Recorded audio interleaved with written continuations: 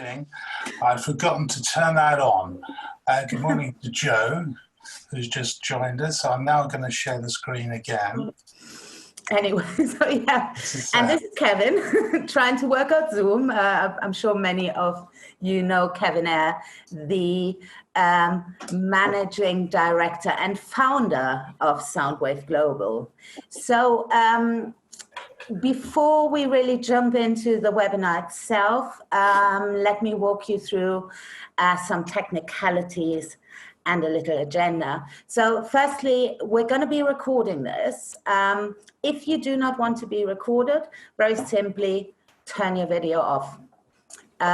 We will mute you over the course of the session, but you always have the opportunity to unmute yourselves if you want to ask a question. And we do encourage you to make this as conversational as you need it to be. So you can either unmute yourself and ask a question, or you can, at the bottom, pick the little chat icon and type a message in the chat. Kevin won't be able to see that, but I can see it and I will ask your questions for you. We will also, at different points of the session, ask you to either raise your hand or say yes or no, or if we're boring you to death, you can tell us to go faster. If you want us to repeat something, you can tell us to go slower. Those icons can be found if you click on the participant button, and they will come up on the right hand of your screen, and you can use them at your leisure and when triggered. We're going to start today off with a little bit of theory behind SoundWave. What is it? What's the science behind it? And then we will jump into the brilliance of your particular voices. So I hope everybody has the SoundWave Brilliance 3 report at hand and had a little look through. Because we really want to also get into the implications this has for you personally. So enough from me. Kevin, why do we talk about the talk?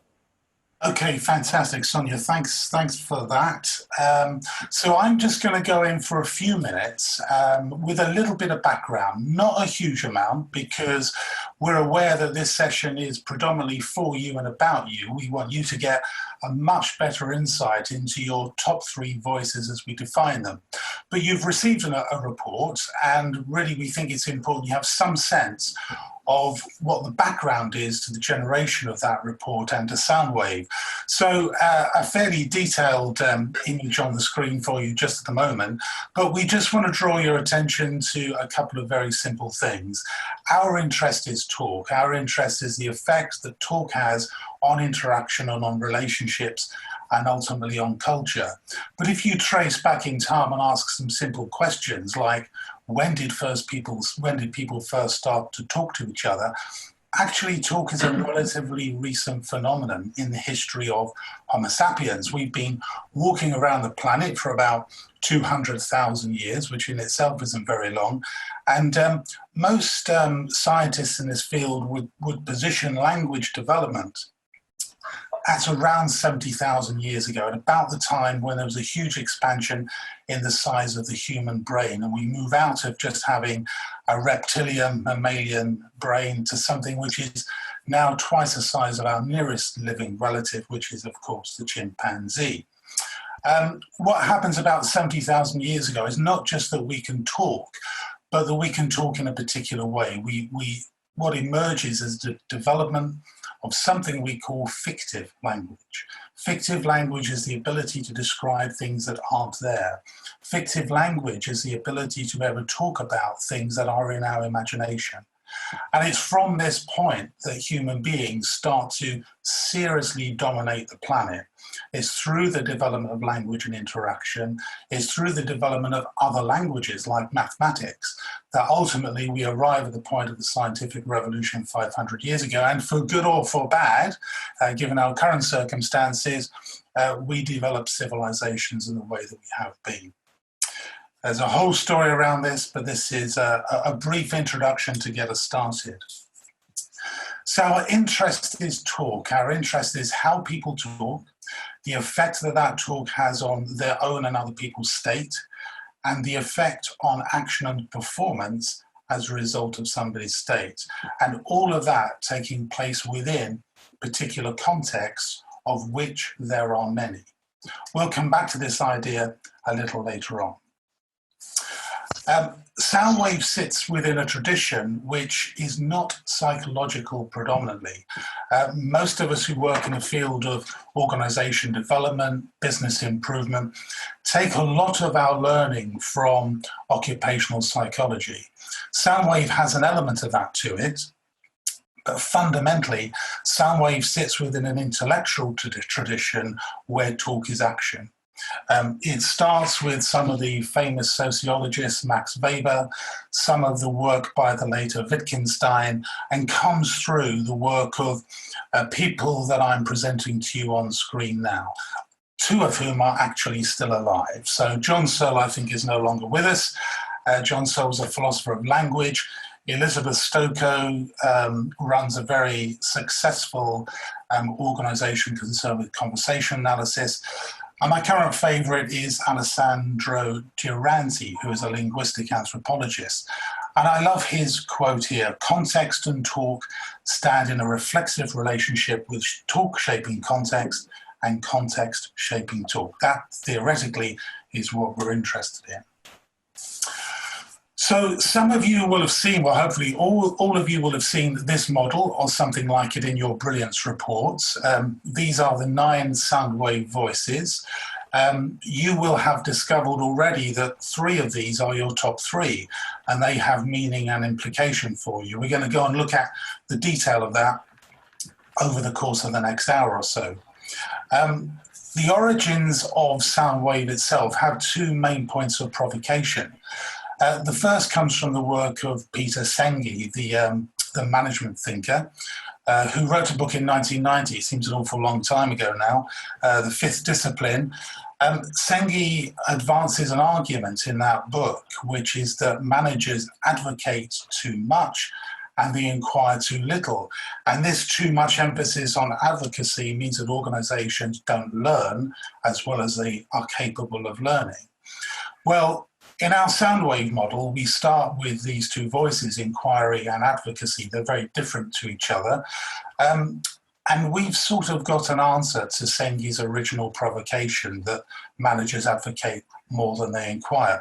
But before we give you the answer, it's a first opportunity just to test some of the technicalities here. Those of you who think that Senge was right, that managers advocate more than they inquire, why don't you just click a little yes button on your symbols at the bottom of your screen, and Sonia will tell me what the results are. Yeah, so again, click on the participants button and pick either yes or no. I've got 1 yes, 2 yeses, 3, 4, 5, 6, 1 no.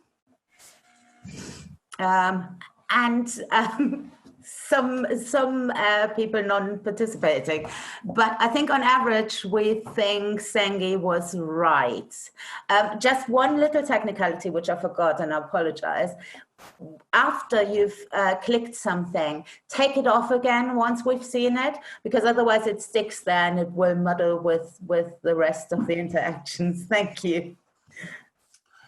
Okay, that's great. So thanks for that response. Well, it's a curious answer, really. When managers self-report on the voices that they use, there's very little difference between inquiry and advocate. In fact, curiously enough, inquiry has the edge. Managers think that they inquire more than they talk. In actual fact, they're sort of head and head. But our practical experience is around the level of skill. What we notice is not so much the volume of use of either inquiry or advocacy, but that managers are more skillful at advocating than they are at inquiring. So they do a lot of it, they do it quite well, but when it comes to asking good questions, asking relevant and meaningful questions that are truly connected to the things that other people have said, then they don't do this anywhere near as well. So there's a whole further story around that. I'll just leave that at the moment. So first provocation then is from Peter Senge. The second source is from work in the world of continuous improvement, where what we notice is that managers don't just inquire or advocate, they do many more things like this when they talk. And one of the critical things they do is they correct people. They correct people against expectations, against standards, against rules, and against requirements. And in the world of continuous improvement, and we have a number of people participating today who are from that world, this voice is absolutely crucial in ensuring a maintenance of investment in the creation of standards. Where we end up is a SoundWave model. And although earlier I said that we come from a tradition which is more linguistic and sociological than psychological, for those who are interested in the sort of stats that go with things like psychometrics, we wanted to make the point here that SoundWave is not just a random collection of words strung around a triangle inside a circle. In fact, the voices are correlated, and when we measure the correlation, and we position the voices in relation to each other. So, for example, the inquiring and probing voices are relatively strongly correlated, but the inquiring and the correctional voice are negatively correlated. So if they're closer together, they're sort of part of the same family, and if they're further apart, they're alien to each other. Okay, so there's sense and meaning in the way in which the model is constructed. It's not just a concept, which is why we're able to drive data from it. Sonia, that's enough, I think, from me for theory. Great, thanks, Kevin. And I'm going to take a step back now because what we can say about those 9 voices is in their simplest form, they can be divided into 3 distinct clusters of talk. So in its most basic form, talk is made up out of us either telling people something, giving information, providing clarity, out of us asking questions, or making suggestions, which is sort of like a mix between the telling and asking voices. And of course, you know, we all do this all the time. We cannot communicate without telling, asking, and suggesting. However, what we all do have is we have a natural or learned preference towards one or the other clusters. So I want to go back to a little show of hands and just see how the group is made up here. So going through the voices, again, use your little participants, show of hands. Who in this group are natural tellers? Do we have some natural tellers in here?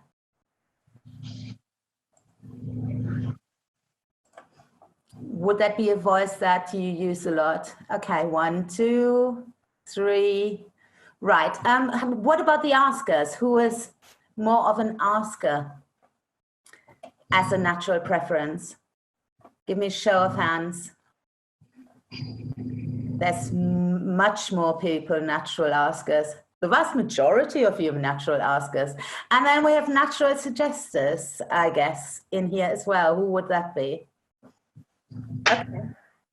So if you want to, I'm not forcing you, but if you want to, I'd like to get an understanding from your perspective.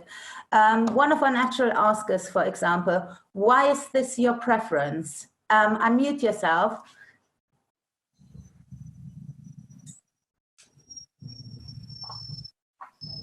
Anyone? You're all shy, Sonia. So Jackie, I was going to say my strongest voice is Diagnose, and I think that's because I'm a problem solver. I'm one of those continuous improvement people, and you need information in order to problem solve, so it involves asking others lots of questions. Yeah, it's a voice typical to CI and Lean and consultancy as well. Okay. Does anyone else want to share why their natural preference might be suggesting, telling, or asking? Yeah, I came out advocate, and another one in suggest, 2 in suggest. And I think that's because I'm a lecturer and a consultant. So my job is to give people ideas, encourage them to think about doing things differently. So I think it's the context there that and that's exactly the point. We use the cluster, or we prefer the cluster which works the best for us and our personal circumstance. Kevin, if you want to pop onto the next slide for me. Sure. Thank you. The thing is, all of these three clusters at large have different effects on people. So when I tell skillfully, people will think with clarity, they will feel respected, and they will act in line with our expectations. To take a topical example from the UK, it would be, in order to protect us all from the virus, what you must do is stay at home, protect the NHS, and save lives.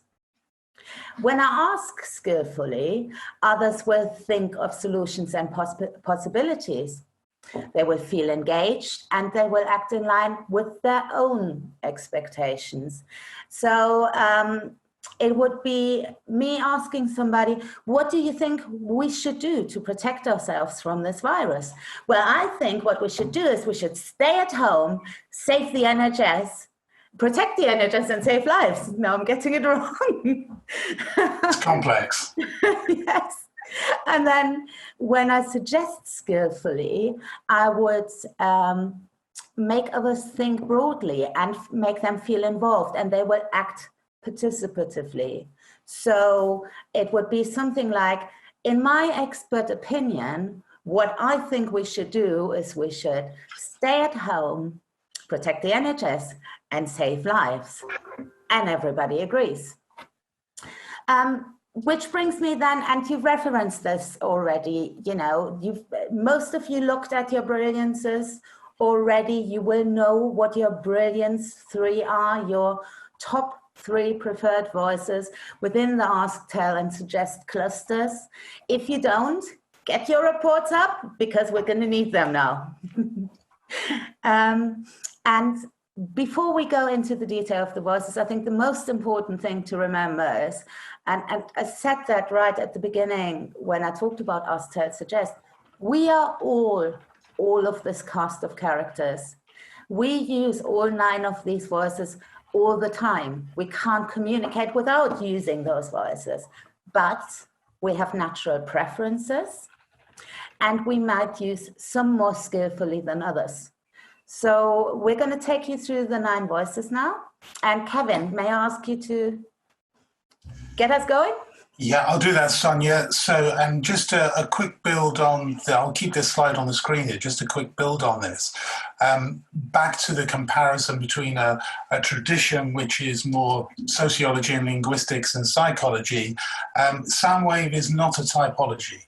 Okay, so although what we've given you in the Brilliance report is a response to your own thinking about the way you talk, and we've said this is your view of what your top 3 voices are, it does not mean that you don't use the others. And you're not one of these characters and not the others. And what we notice in our work with people is, to reinforce Sonia's point, everybody has these voices. We tend to use them differently in 2 ways.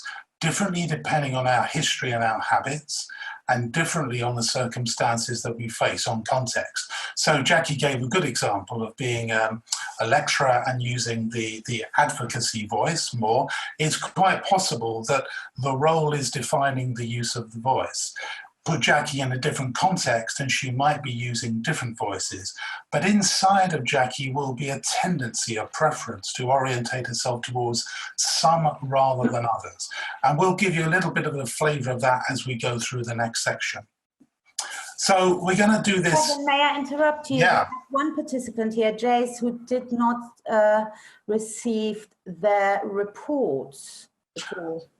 Okay, so sorry, who is that? Jace. Okay, I will send that report immediately at the end of the webinar. Okay, so my apologies. I don't know why that happened. We went through systematically, but these things sometimes happen. So apologies, we'll get that to you. Just bear with us. You have at least the benefit, Jace, of getting information and then having a surprise at the end of the session where everybody else knows the answer before they've come in. So our 3 telling voices: to challenge, to critique, and to correct. What's the difference between these things? So let's start with the challenging voice. So the challenging voice is the change agent. The challenging voice is the disruptor. If you challenge effectively to people in front of you, they will hear this voice. One of the key facts about the challenge voice in SoundWave is it is the voice that we are most sensitive to. If somebody challenges us, we hear the voice for what it is. When it's used skillfully, people tend to be mobilized. They tend to be catapulted into thinking or acting differently. And you yourself are likely to generate a reputation as having a certain restless quality. The benefit for you and the benefit for your organization is that you are a catalyst of change. If you wanted some historical examples of people who might personify this character, think of Muhammad Ali from the world of sport, or the Sex Pistols from the world of music. The sort of thing you might hear somebody say in an everyday sense when they're challenging is, why are you doing that? Why are you doing that? Now, it sounds like a question, but it really isn't an inquiry. It's a challenge. Why are you doing that? At a slightly more sophisticated level, we might hear somebody say, well, that is both contradictory and inconsistent. Okay, so it's an affront. We have to be careful with the challenging voice. I'm sorry to interrupt you, Kevin. Yeah. Do we have any natural challenges in here for those who have seen the report? Yeah, Alex here of SE Partners. Challenge on my 360 report is 3rd, and on on my initial self-perception, it came up 2nd. Challenge did. Okay, very good, very good. So Alex, nice to hear from you. You're ahead of the team really here because you're referencing your 360 report. That's I'm cheating a little bit, yeah. And actually, it's interesting to hear you say that because, again, just a technical point. If we compare the results we get on self-perception with the results we get on 360, I think you said, Alex, that your 2nd self-perception preference was challenge and 3rd in the 360. That's not unusual. We tend to be, when we use a challenging voice, other people hear it, they pick it up.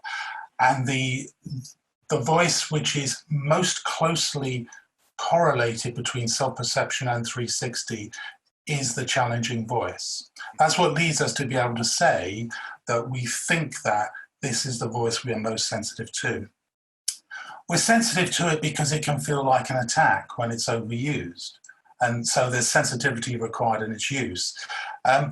Interestingly, we're also keen to make sense of underuse of a voice. What happens when there's a requirement to use this voice? There's a situation in which it's needed, but it doesn't appear. The person responsible doesn't use the challenging voice in this case. And then what happens, the individual might be thought not to care very much. There's a lack of connection. Okay, challenging voice, very interesting, but they're all interesting. This is just one of 9. Sonia. Right, so this brings me to the correction voice. And again, I'm really interested. I want to know what your brilliances are. So let's have a little show of hands if you have correction as one of your brilliance 3. So it would be somebody who provides clarity to others, who's the bearer of standards and brings about compliance. I can see a couple in the group. Well, let me tell you, you guys are the exception. Here's a key fact about the correction voice. It is actually the least preferred of the 9 voices in our total population of 9 voices, and the one we are most careful at using, although it's so important. It's the voice of the health and safety manager. It's the voice of the instructional teacher. The sort of thing you might hear is, and I'm going back to my pandemic examples, it would be the policeman right now saying, don't sit on a park bench right now, we're in the middle of a pandemic. Correction isn't just an instruction, it's about improvement just as much. But I think the reason why we find correction difficult and don't have it that much in our profiles is when we overuse it, correction can be very harsh and it comes across very quickly as, Kevin, next slide, please. Punishment. Keep me on my toes, that's it. So overusing it would be the same policeman saying things like, "Oi, mate, get off that bench or I fine you." Whereas underuse is very quickly perceived as permissive. It's our policeman looking at you and walking away, although he really shouldn't be hanging out on park benches right now. Interestingly also, what we often tend to do, and especially, I mean, I'm German, probably not as much as the British colleagues here, but we tend to bargain and with that dilute the message. It's, "Excuse me, sir, if it isn't too much bother at all, would you terribly mind to get off that park bench?"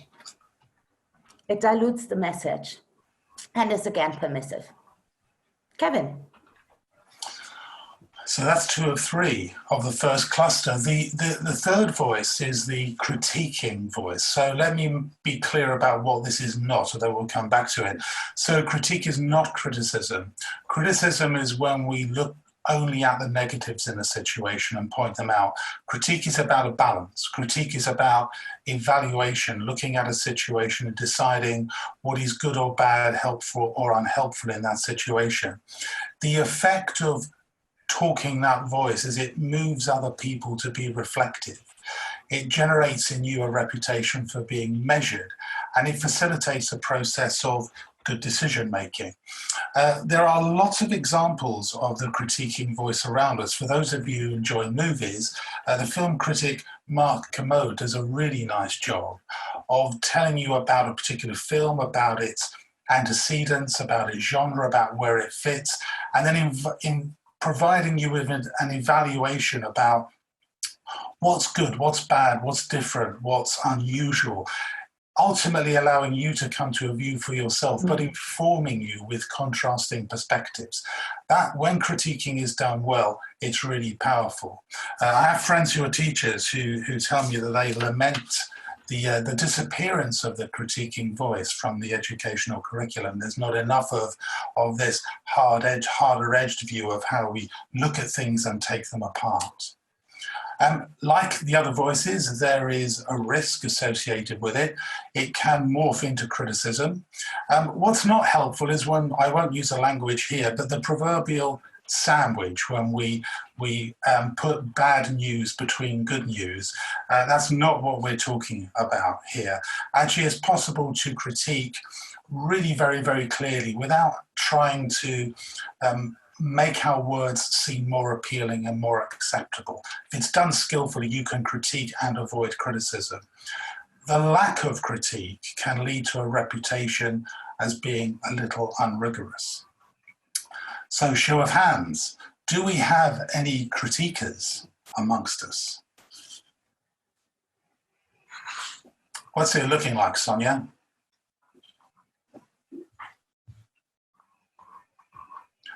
Sonia, you're on mute, I can't hear you. Sorry.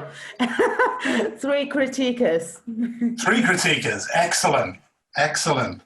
So, Sonia mentioned earlier that the correctional voice is the least preferred voice, and that's absolutely true. Right from the beginnings of constructing SoundWave and measuring the voices that people think they use, critique has always been the lowest. Sorry, correction has always been the lowest. The critiquing voice is second lowest. Okay, so it's less usual for people, but not unusual for people to use that voice. So there we have it. I'm just going to whiz back through these slides very, very quickly so I can pull up that picture. That concludes the 3 telling voices. Sonia, I don't know if you're getting any questions or anything through chat at this point, or anybody would like to raise any questions about this first cluster. Nothing in the chat at the moment, but yeah, please do. We'll just give you a second as I rattle back through these slides and get us to the next cluster. So if there's no chat, Sonia, is this you or is this me? This is me. Good. And I'm going to start you off with the real crowd pleaser, and we're going to go back to the singing model in a way. So we're going to start with inquiry, the language of giving attention, the impact good inquiry has on people, and this is why we like it so much, is it really makes others feel engaged and it brings a true connection. And the benefit of it is, if done skillfully, people will feel ownership. Now, inquiry is typically in the self-perceptions, one of the voices people seem to like and rate. So I want to know who is a natural inquirer as their Brilliance 3. Show of hands. I've got 1, 2, 3, 4, 5, 6, loads. Wow. Loads of inquirers. The interesting thing about inquiry, I think, is again, it's a voice we like to hear. It's the language of strategists or marketeers. In everyday use, it's something simple like, how are you getting on with that project? Tell me about it. And for us as managers, it's the voice we're expected to be great at. But interestingly, and here's a key fact from the SoundWave research, we do find very difficult to use skillfully. So this is probably, again, associated with the risks. We always have this light and shadow side, so to speak, of our voices. The overuse of inquiry can very quickly feel like interrogation. If I'm going back to my project example, it's like, are you getting on with that project then? Everything okay? Are you sure? Did you remember to do this? Did you remember to do that? Whereas underuse, of course, of inquiry will make you feel incurious and why you don't care. So it can be difficult to strike the balance between those two. And it's one of the voices that usually requires quite a bit of coaching from my experience. So again, just to echo Sonia's comments then, I mean, when we do practical work with people and we ask people to inquire, even though people think they inquire at a high level, we notice quite a big deficit in skills. The tendency of managers in particular is to ask through asking leading questions, which is not strictly speaking inquiring. Inquiring is taking people up and out and broad into big questions. Leading questions are much more the province of the diagnostic voice, which we'll come on to look at in a minute. The second voice in our cluster here is to probe. Now, probing is a little bit like inquiry, but it's much more focused. The way I often like to explain this is, think of what it is we send into space. We send probes into space. We think there's something out there, but we don't know what it is, but we've a hunch. And we think, okay, let's send a projectile a few thousand light years away and see what it finds. Okay, investigative journalists probe. We work from intuition or a hunch and pursue a line of logic or a line of reasoning to get to the truth. Okay, whereas inquiry opens things up, probing is concerned with getting to truth. The effect on people is that people feel sparked into thinking or interaction. The reputation you might generate for yourself if you're probing skillfully is of being insightful. And the benefit is, for you and for your organization, you get to the truth. The risk of probing is that it's delicate. It doesn't take too much before the casual question about what somebody's doing starts to feel like it's intrusive. But at the same time, the lack of preference in probing, when probing is required, might lead others to feel that you're a little indifferent. Okay. So we'll have a little show of hands, I think, Sonia. Do we have many probers in the audience today? What's it looking like? 3, 4, 5, 6. 6 probers. 7. Excellent. How many? 7, actually. 7. Fantastic. Just to finish with probing, I just want to give a little example. Some time ago, I listened to a radio interview of Anne Widdecombe, who is fairly well known, Brexit Party MET, if she still is, MEP, former Conservative Party Minister of State some years ago. She's interviewed by a psychiatrist, and the psychiatrist asks a fantastically probing question of her. And you clearly find yourself very interesting. So forgive me.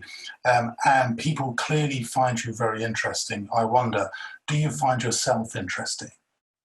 Fantastic question to get underneath somebody's skin. Brilliant probing question. Sonia. Right, which brings me to the diagnostic voice, the voice of defining problems. The impact we have on people, if we skillfully use it, we will make them feel enabled. We will probably have a reputation of being reasonably pragmatic, and we will find solutions, which is also the benefit of the voice. It's kind of it's the voice of GPs, engineers, but personally, it's one of my brilliances in my work as a consultant. The things you might hear, like if you watch House, for example, and you think of Hugh Laurie, it's him piecing together all those complex symptoms to come up with a diagnosis.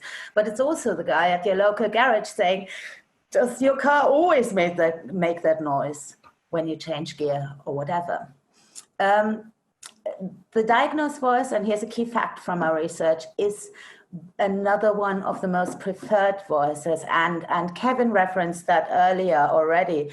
It's a sort of default leadership style. It's I'm the boss, I know exactly what to do, and I'm here to help you to the solution type of questioning. When we think we inquire, but we actually ask tons of leading questions in its worst form. What can happen with diagnostic is that we try to find problems where there are none. It's the complexifying of things. That's such a German word.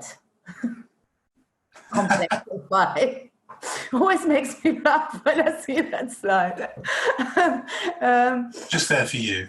Oh, thanks. It's the trying to find something wrong where there isn't. It's the digging where digging is unnecessary. And on the other hand, of course, if we underuse diagnostic, where diagnostic is absolutely necessary, we will come across superficial in our diagnosis. Show of hands again, as I'm sure you're now used to. Do we have natural diagnoses in the team?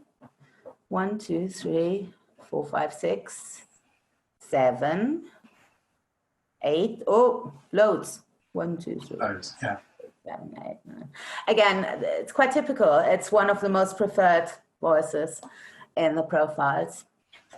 So quite often, if I just add to this, Sonia, I think it's interesting, our group here is understandably reflecting perhaps what we see in the general data. It's the combination of the inquiry and the diagnosing voice we see quite a lot of. And our view is that what's really going on here is that managers are really leading with the diagnostic voice. And the diagnostic voice in its simplistic terms is the domain of the leading question. And the inquiry voice is the domain of the open question. And arguably the probing voice is the domain of the closed question. Now I'm simplifying it greatly just to make that point, because sometimes people say, well, what's really the difference between these three things? But when you see the diagnosing voice aligned with the inquiry voice, experientially that tends to suggest that what people are doing is they're diagnosing.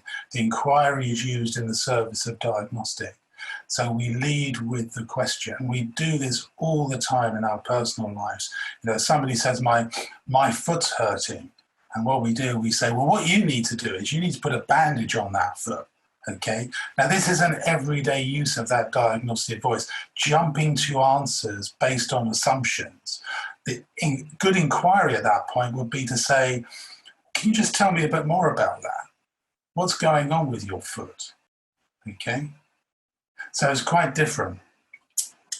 So I think that brings us to, and again, I should really have put a slide in earlier, shouldn't I?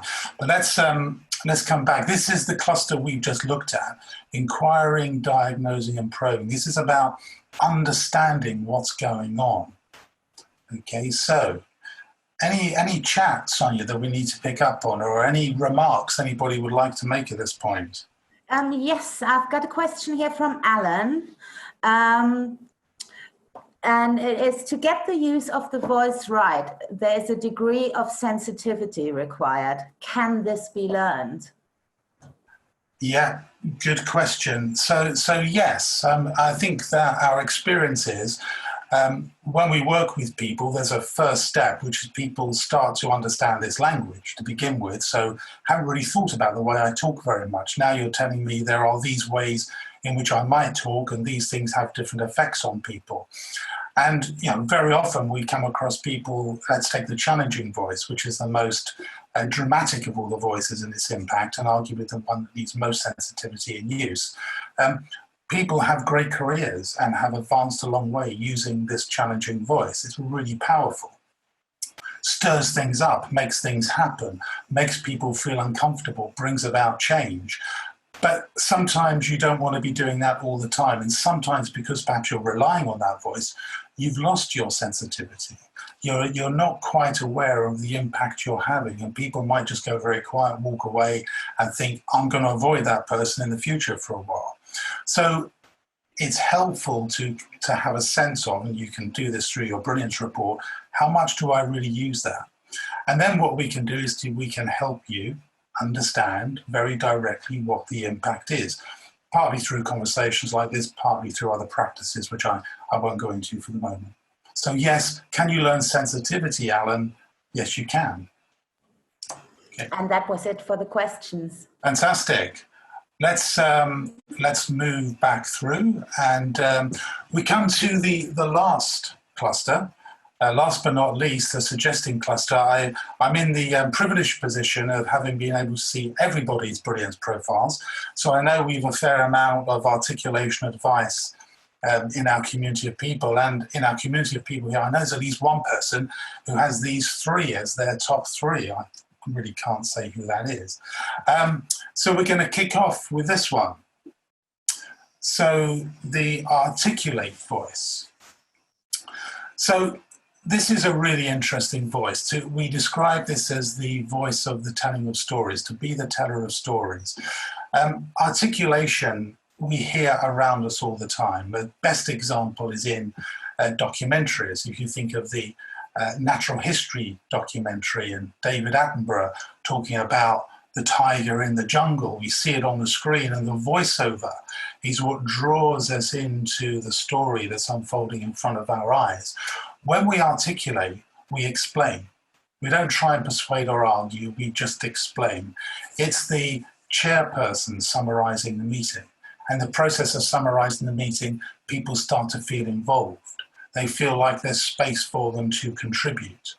So articulators are good influences, quietly, subtly shaping what's going on, being skillful in responding to what other people are saying. And the real benefit for them and for the organization is they bring about participation. Okay, so quietly influential is this voice.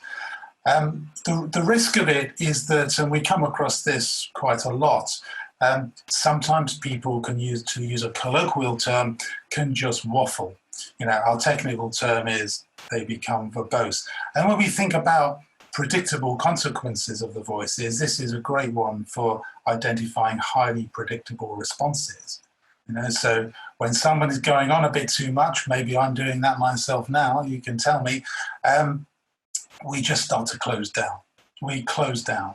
And this is a universal phenomenon. And of course, it varies a bit between individuals, but some people have a reputation for just going on a bit too much. And we can do something about that as well, Alan, if that happened to be something you were concerned about. The other side of the coin again is, but what happens if articulation is needed? What happens if we need somebody not to start arguing the case, but just explaining what's happening for the benefit of everybody?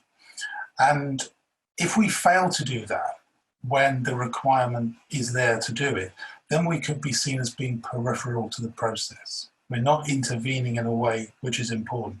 I think our ears are tuned in to hearing too much of stuff, and that clearly has an effect. But equally, as I said earlier, we're concerned about what happens if there's an absence of the right verbal intervention at the right time. That has just as dramatic consequences. Any articulators? I did say I think there were probably quite a few. So, Sonia, we should see a few hands go up here. Let's have a look. Yes, loads and loads and loads. Loads and loads and loads. It's a good thing they're not talking. 10, 11. Wow, yeah. Fantastic. Welcome. Okay, Sonia, shall we move on? Of course, that brings me then to the voice of advice. It's the giving of answers, essentially. It's making people feel helped with vocalizing your expertise. And the benefit of it will be that you bring about answers. The most topical example for me here again would be at the moment Dr. Chris Whitty being part of the government briefings that we get here. But it's also financial advisors, lawyers. For example, the sort of thing that you might hear is, in my expert opinion, the best course of action is. Yeah, I'm not going to repeat the NHS thing again, but that type of thing. It's advice based on expertise and experience, and it's something that in our everyday life we do all the time. I mean, we just talked at the beginning about our kids and getting them out of the room. How much advice do we use with our children all day, every day, with our friends, with fellow dog walkers on our daily walk? All this is advice. The key, but the fact is about this advice in a professional environment is more the domain of experts than managers. As with every voice, there are some risks associated to advice as well. And it's in advice, it's more in the repetition or the wrong tone a lot, that it can very quickly then become patronizing rather than helpful in the way it is perceived. Whereas underuse, where advice is absolutely necessary, can be perceived as being an expert. Very good. And finally we come back to pretty much where we started. I forgot. I'm sorry. I forgot show of hands. Show of hands, yes. Let's go back. 1, 2. Also quite a few. Good. 6, 7, 8, 9, 10 advisors here in our group. I thought we had quite a lot here. Okay, perfect. And so finally, so this is the 9th of our 9 voices, and we're back to sort of where we started with Sengi, which is to advocate, the appeal to the heart and the head. We're sort of spoilt for choice for examples here. So let's just come back to managers and leaders. To get on in an organization, in a corporate environment, you have to be good at what we often describe as articulation. That's not the same as the articulate voice, but we got to be good talkers. Okay, we've got to be persuasive, we've got to be influential. The voice which is closest to capturing the essence of that argument is the advocacy voice. We are pulling together arguments, we're mustering arguments to support our case or argue against somebody else's case. And the impact on people is people feel moved. They feel moved either to support us, to agree with us, or to oppose us. In some sense, it doesn't matter, because one of the advantages of the advocate voice is it helps us work out where people stand on important issues. And your reputation, if you're skillful as an advocate, is that you're persuasive. And the benefit for you and your organization is you bring about alignment. Or at the worst case scenario is you know there is misalignment and you know where the misalignment is. I said you can take your pick in the public domain. So politicians, campaigners, barristers are all good examples of campaigners.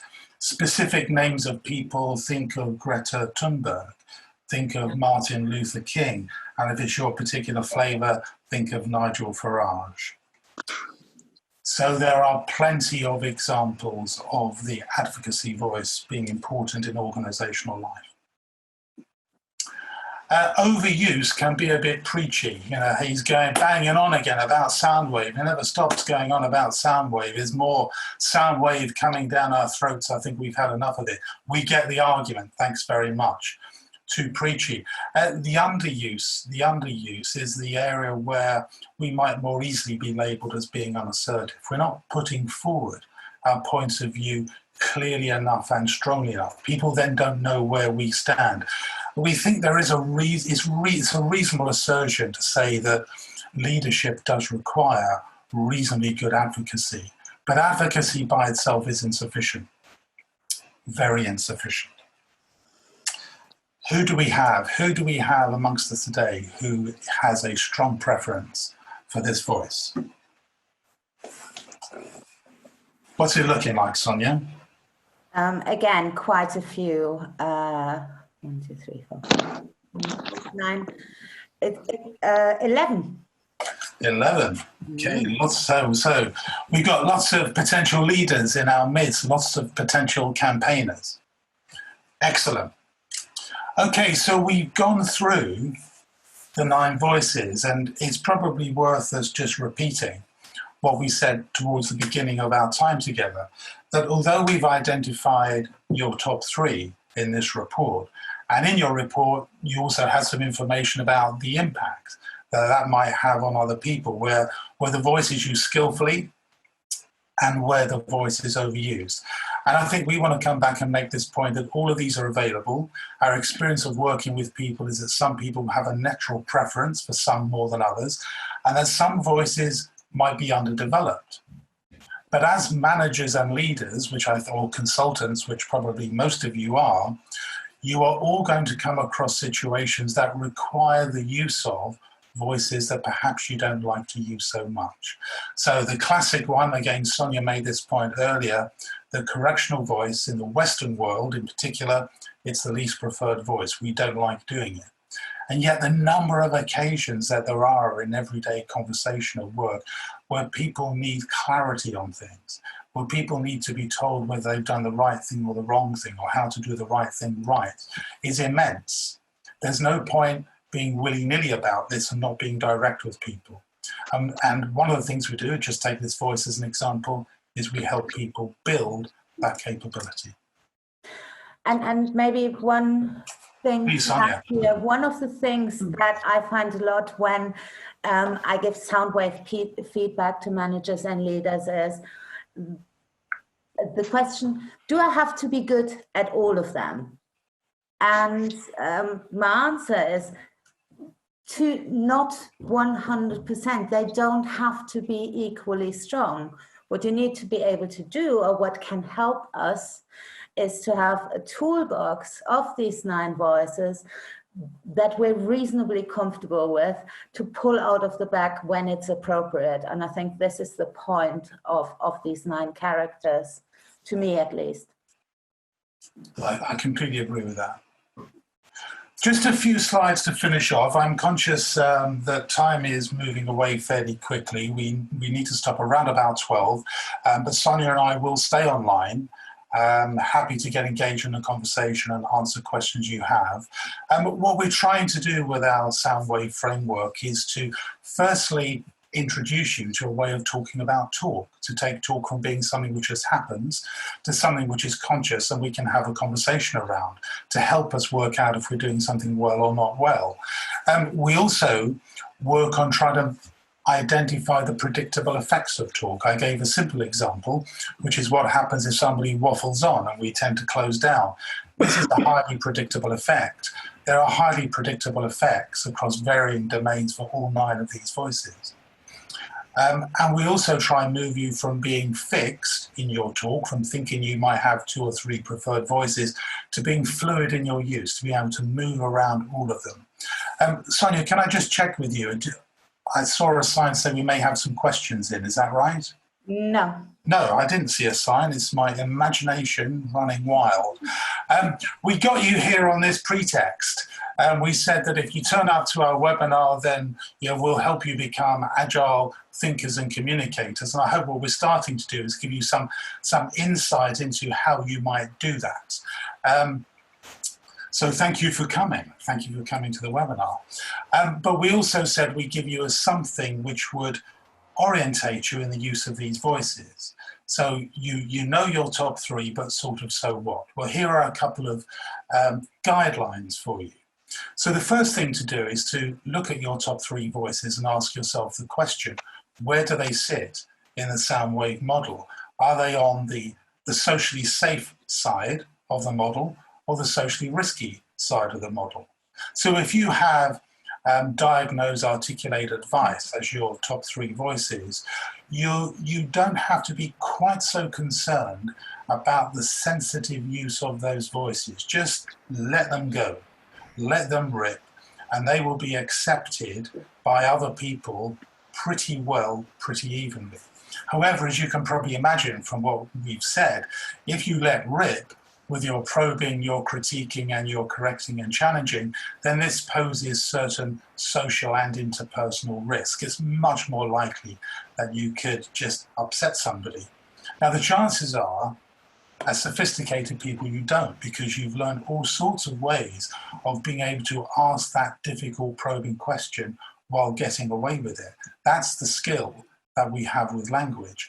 But there are also some things that we're not quite aware of. There are things we do habitually which might just not land in the way that ideally we want them to land. So here's a little guiding frame. Where's the balance of my voices? Is it towards being socially safe or socially risky? The second framework is to again look at your voices, position them around the model and say, well, what am I most concerned with here? Are my voices geared towards understanding situations, contexts, people? Are they geared towards action, going to the bottom of the model, to getting things done, voices that move things forward? Or are they about bridging? Are they about moving the space from understanding towards action? And these are the critiquing and the articulating voices. And they do it in different ways, but they both play a role for bridging from understanding into action. Okay, so hopefully with those 2 little models, those 2 little frames of reference, you can start immediately to think about how you use your voices. If you're excited to do more with us, then this model gives you a view of the range of activities that we run with our clients. We've introduced you today at the bottom of this model, which is our entry point with Brilliance 3. There's a self-perception questionnaire which goes beyond this. In fact, it's the same questionnaire. It's just a much more data-driven and complex and sophisticated report. And you've heard Alex, I think a few of you mentioned that he's done a 360 in the past. This is great. This moves us from thinking about how we think we talk to, in fact, how we're heard. And one of the great things about this is you start to see how you're heard differently by different stakeholder groups. And then we move on to development programs and organisational-wide interventions, which can last up to 2 years or more, in fact, and which drive hardline organisational benefits. If you want to talk to us about any of that, of course, we're delighted to talk to you about it, but I'll say no more for the moment. Really bringing us to the end of our formal input in this webinar. We are going to stay online. We're listening rather than not listening. This is just a photograph of my favourite coffee cup, which I use with great skill if I'm in a coaching session and it's not going well. But we're online now to listen to what you have to say. I'm going to stop sharing in order that I've got some videos on screen and can see that for anybody who wants to talk. Sonia, is there anything you'd like to say just at the end of this moment? Just please ask lots of questions, and thank you so much for your time today. Yes, thank you.